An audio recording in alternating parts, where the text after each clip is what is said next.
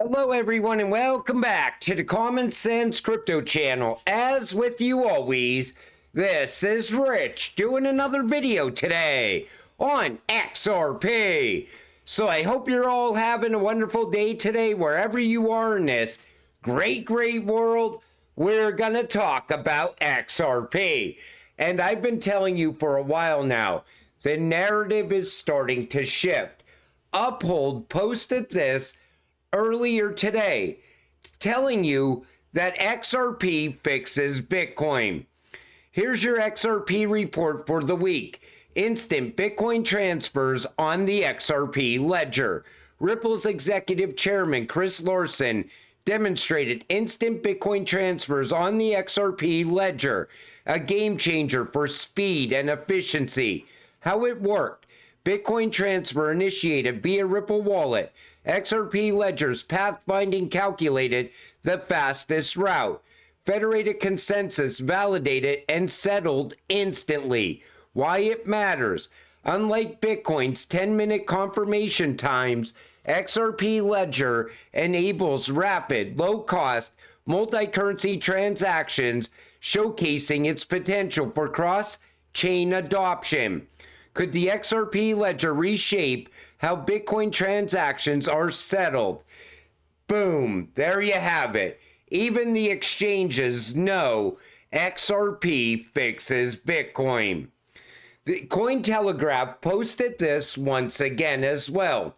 Ripple, XRP, and XRP ledger, three different things. Don't mix them up. I think Cointelegraph posted this because I see the Bitcoin maxis calling XRP Ripple. Ripple is the company. XRP is the native digital asset, and XRP ledger is the layer 1 blockchain. But you know, right now, all these Bitcoin maxis, the reason that they're so fired up is because it's not Bitcoin only. They're worried that Bitcoin is going to get left behind by better networks like the XRP ledger and better cryptocurrencies like XRP. Major Korean crypto exchanges suddenly rename XRP. The only place XRP is called Ripple is now in Korea because they did it on the exchanges over there today. They changed it from XRP to Ripple. But back when XRP first started, it was actually called Ripple back then. Then later, they changed it to XRP. That's the missing piece of the puzzle, Wall Street 2.0. Sergey Nazarov, the co-founder of Chainlink, talks about TradFi and DeFi coming together. Take a listen to this. The first thing is that the TradFi community and the DeFi community are each other's biggest customers. And the simple reason for that is that the TradFi community has a lot of the capital that is yet to flow into the industry. And the flow of new capital, it was what defines the growth of our industry, right? Net inflow of capital is what defines the growth of the crypto blockchain industry. Where is the new capital going to come from? Okay, 3.5 trillion now. How much more retail speculative demand is there? Let's say we go to 7 or 10. Okay, great, we're at 7 or 10, like, hooray for us. Where's the rest, right? Guess where it is? It's where it's always been with the asset managers and, you know, the sovereign wealth funds and the banks and so on, right? So TradFi is DeFi's biggest customer, right? That's like still somehow not clear. That's very clear to me, and I think that's what's going to be happening. That's why they want to bring that institutional adoption into crypto. Because then you're going to have TradFi and DeFi merging together. And there's going to be so much money in this space once that happens. And I want to point out that Link and XRP are not fighting each other. After yesterday's Ondo Summit, I couldn't be more excited for the future of real-world assets. Ondo, the platform to host real-world assets. Link, the oracle for real-world asset data on chain. XRP, the settlement and liquidity for real-world assets. Who else do you think will be a part of this picture? But they're all going to work together. even when it comes to tokenization. And Ripple and Link, they're working together already. Remember, if you really want to make money with blockchain, then you should be looking at derivatives. Take a listen to this. If you're interested in blockchain and you want to make money, forget about sending money back to your uncle in France. This is where you should be thinking. This is the size of the entire economy of the world right here, GDP. This is the notional principle of all derivatives, okay? These are all forwards, futures, and options, and these are all derivatives except interest rate swaps. This right here, interest rate swaps. Biggest universe that most of you have never heard of. Millions of lawyers, millions of traders, millions of accounts, all that can be put on the blockchain, okay?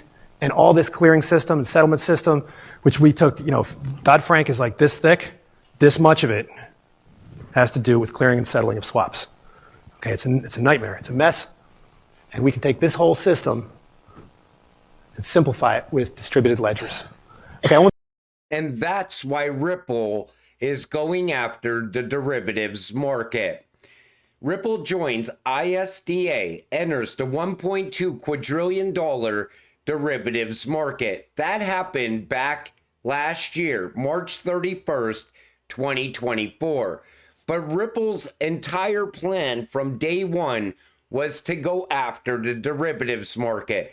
They didn't even care about the cross-border payments market as much as they cared about the derivatives market, because that is a complete mess.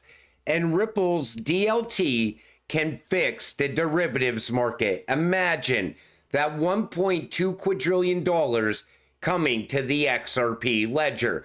We only literally have to capture a small percentage of that, and we're looking at a 4-digit XRP. And that is still building out as well. Yes, Ripple is being used for cross-border transactions and domestic payments. I kept talking about those money transmitter license that Ripple has in the United States. And that's because they're going to be utilizing XRP inside of the United States. It's not just going to be international payments. People used to talk about international payments, cross-border payments back in 2017, 18, 19. Then it started changing. All of a sudden, David Schwartz started talking about micropayments, started talking about domestic payments. He even said it's easy to fix domestic payments. It's harder to fix the cross-border payments. So if you master cross-border payments like Ripple did, it's very easy to master the domestic payments and the micropayments as well. But people still are under the impression that Ripple is only going to be used by the banks, and it's only going to be used in cross-border payments. Ripple has pivoted so many times over the last 2 years, and every single market that they're trying to capture is a multi-trillion-dollar market. Anybody that still believes XRP cannot hit 5 digits, they're just delusional at this point, because it's a multi-trillion-dollar market here in cross-border payments, multi-trillion-dollar market as far as tokenization, multi-trillion-dollar market in the derivatives market. Then you start looking at AI agents and automation. Then you look at custody beyond that. And there's so many other small industries that Ripple is also part of. It's a well-rounded network, and you're holding a well-rounded cryptocurrency. Latest from SEC headquarters. Yesterday, acting chairman Ueda met with division and official heads where they discussed capital formation efforts and helping American crypto companies succeed. Boom. Once again, helping American companies succeed. What is Ripple? An American company. What is Hedera? An American company. They're going to push these US-made cryptocurrencies ahead of the rest over the coming months. Wait until they take away the capital gains on USA-made cryptocurrencies. Massive news. The strategic reserve narrative is fading. Stablecoins and regulations are taking over. When the Fed says, We need strong stablecoin regulations ASAP. You know the shift is happening. Regulations equals mass adoption. Are you ready? Take a listen to this. But a lot's been talked about even the past few weeks on stablecoins in the US. I just wanted to get first off, we'll talk internationally, but your view of stablecoins in the domestic economy here. Yeah, so a stablecoin, the way I kind of think about it is it's a synthetic dollar that you basically take a real dollar, you go to a platform, and you get an equivalent of a stablecoin, which is its one-for-one value. And then that object trades on some other platform. A simple example I give, which I often use for other things, but if you went to a casino in Vegas, you take $1, you go, they give you a chip. That chip is worth $1, and at the end of the night, when you're done using it, it goes back, you convert it back into $1. So that's what I mean by a synthetic dollar. It's much like a poker chip at a casino. Now, these things trade on a different platform, typically in the crypto space. That opens up a whole nother world of possible payments and payment rails. And so what I like about the stablecoin is it's another way, it's kind of just like commercial bank money is a synthetic dollar. These things just open up other payment possibilities. And if they can do that in a way that opens competition, broadens the reach of the payment system, drives down cost, makes things faster and cheaper, I'm all for it. I don't have any issues. Now, with stablecoins, there are some issues, right? So it depends on whatever the model is that you're doing it. The typical model is I give you $1, you give me a stablecoin, then you go buy short-term liquid treasuries, for example, with the dollar. And then you keep the interest rate spread. Now, the problem is we know those things have run risk attached to them. Somehow the value of the assets backing up the stablecoin breaks a buck, and then people run on the thing. So these are things that do come up with stablecoins, but they can be dealt with. You know, there are ways to do it. And the critical thing is what we need for stablecoins is regulation, good regulation, and we need it now. So the faster we can do this, the better. They are going to fast track stablecoin regulations in the United States because now they see how it can fix the financial system, how it can make things faster and cheaper. RLUSD is going to gain a lot of momentum off of this. Tether, I don't see Tether around after stablecoin regulations come in the United States because a lot of countries, they utilize the US dollar.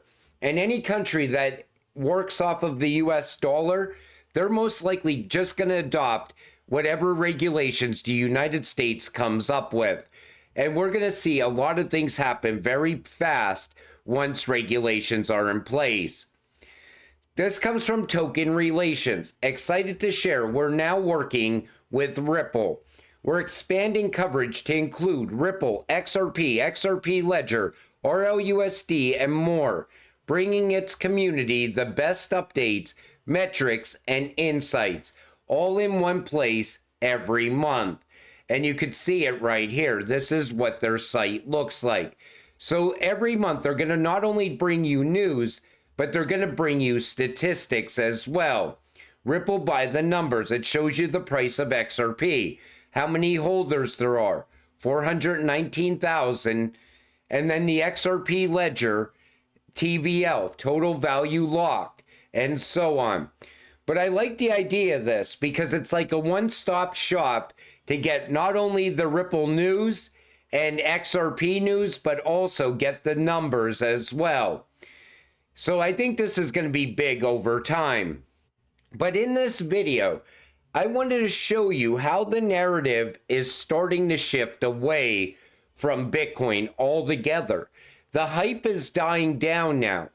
And if you go on X, sure, you're going to see a lot of talk about Bitcoin.